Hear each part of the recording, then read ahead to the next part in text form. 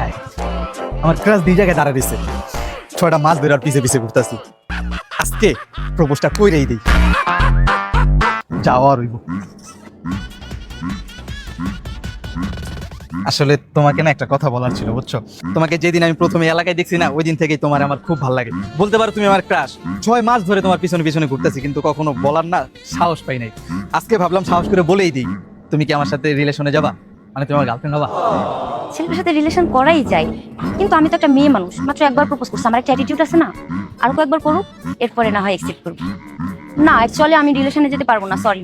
কি রিলেশনে যাবা না? আচ্ছা ঠিক আছে, না গেলে নাই, থাকো, বাই। আরে ভাই, মানে কি আপনি আমাকে মাত্র প্রপোজ করলেন? একবার প্রপোজ করে চলে যাবেন? তুমি না বললা যে তোমার সাথে রিলেশন করবে না? আরে মেয়ে মানুষের একটা ভাব আছে না, একবার প্রপোজ করলে কোনো মেয়ে অ্যাকসেপ্ট করে দেখছেন? আরো কয়েকবার প্রপোজ করেন, আমি অ্যাকসেপ্ট করে নিব তো। তোমার ভাবলে তুমি থাকো, থাকো, আমি গেলাম। আরে বেশি ভাব ধাইতে গিয়ে পোলাটা রাছাড়া করে ফেলাইলাম। যাইয়েন না প্লিজ, আর কয়েকবার প্রপোজ করেন।